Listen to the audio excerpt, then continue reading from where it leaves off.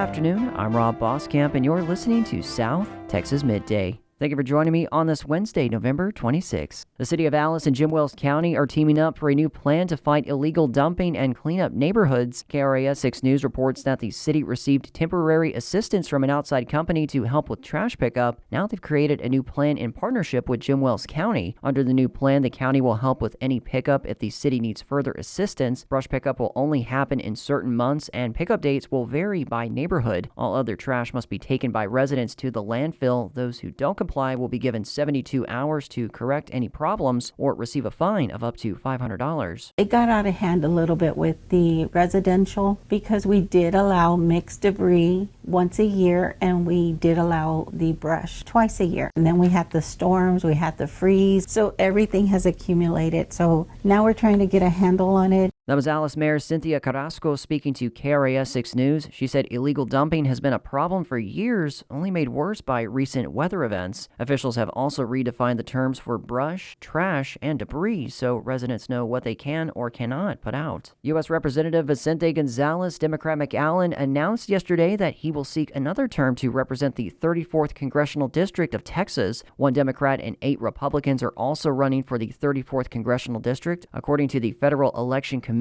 the district covers parts of Hidalgo and Willacy counties and all of Cameron County. Gonzalez was first elected in 2023 to represent the 34th district. He previously represented the state's 15th congressional district from 2017 to 2022 and is currently serving his 5th term in U.S. Congress. Well, tomorrow is Thanksgiving. Family and food will be out, and so will law enforcement. The Texas Department of Public Safety is increasing enforcement efforts during the Thanksgiving holiday beginning today to keep drivers safe on state roadways. Texas Highway Patrol troopers will increase enforcement through Sunday, and they will be looking for multiple traffic violations, including seatbelt violations, DWIs, speeding, and failure to follow the state's move over, slow down law. The enhanced enforcement is part of the nationwide Operation CARE crash awareness and reduction effort. Now, DPS participates in each Thanksgiving holiday period. During the 2024 Thanksgiving enforcement period, troopers issued over 45,000 warnings and citations. The violations included about 4,000 for speeding, over 1,200 for driving without insurance, and over 200 for seatbelt and child seat violations. The enforcement efforts also led to 206 felony arrests, 162 DWI arrests, and 67 fugitive arrests.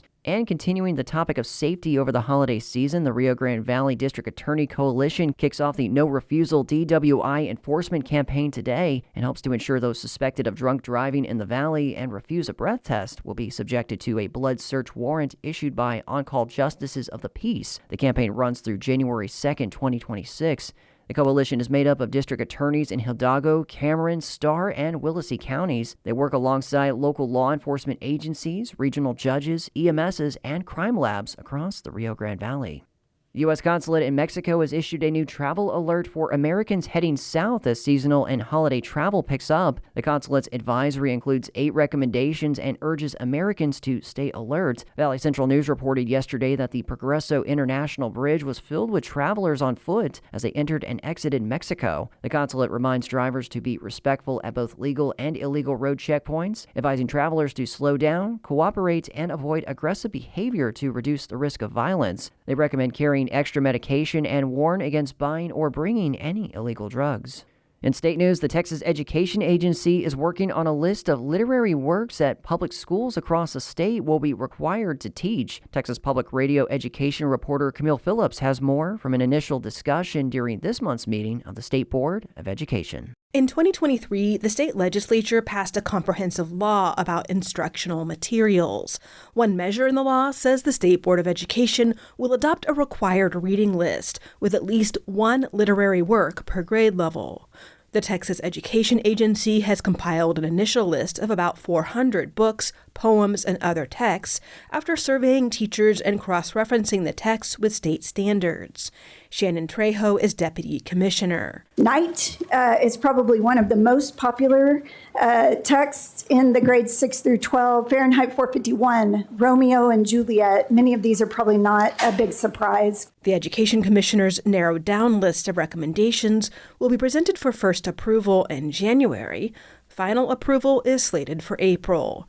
I'm Camille Phillips in San Antonio. In Victoria last week, former Citizens Academy participants were able to reconnect and hear updates about the city during the Academy's alumni luncheon at the Victoria Community Center. Citizens Academy is a free 6-week educational program that gives residents a chance to learn about and engage with local government through guest speakers, Q&A sessions, hands-on activities, and tours. During the luncheon, City Manager Jesus A. Garza gave a presentation on city projects and initiatives, including the fiscal year 2026 budget, as well as infrastructure projects, compensation for first responders, and growth efforts for the city. Applications for the 2026 Citizens Academy have closed. Selected applicants will be notified after the Thanksgiving holiday. To learn more about Citizens Academy, visit online at victoriatx.gov/Citizens Academy. To learn more about the fiscal year 2026 budget, go to victoriatx.gov/budget. And the city of Victoria also honored long-serving employees last week with a breakfast and award ceremony at the Victoria Community Center. Employees were honored for their milestones and years of service, including Vicente Gonzalez of 45 years, John Turner, who's worked for 35 years, and Gilbert Reyna and Kevin Sanderson of 30 years. Multiple employees were also honored for milestones ranging from 5 to 25 years of service to the city. And that is the latest news and information on South Texas Midday. I'm Rob Boskamp. Your community arts calendar and more is on the way.